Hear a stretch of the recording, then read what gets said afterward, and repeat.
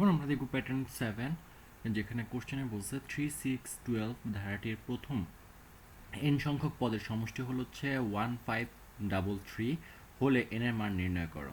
ওকে, তাহলে আমার ধারাটা দেওয়া আছে, যে দেয়া আছে ধারাটা হলো হচ্ছে 3, 6 আর হলো হচ্ছে 12 plus dot dot dot dot dot.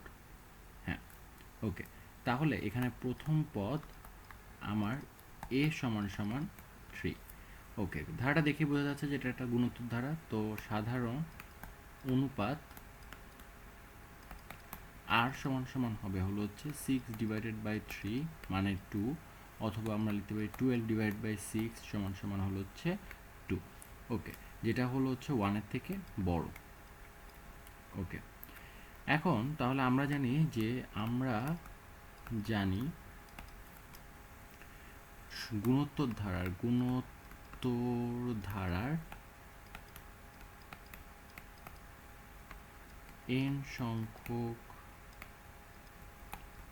পদের সমষ্টি হলো হচ্ছে a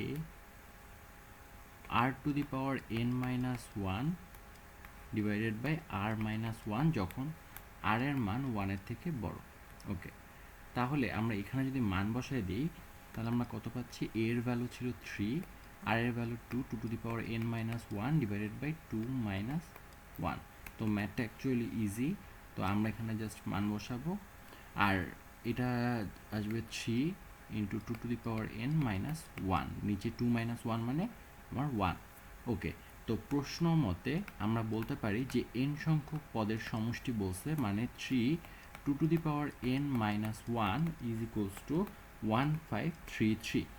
ওকে, তাহলে আমরা যদি এখান থেকে 2 to the power n minus 1 is equals to 1533 divided by 3 করতে পারি, তাহলে এখান থেকে লেখা যায় 2 to the power n is equals to হলো হচ্ছে আমার 511।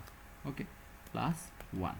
ওকে, 2 to the power n is equals to তাহলে 512 আসতেছে, তাহলে 2 to the power n is equals two আমরা লিখতে পারি 2 টু দি পাওয়ার 9, তাহলে n ইজ ইকুয়ালস টু 9। ওকে, তাহলে এটাই আমার অ্যান্সার।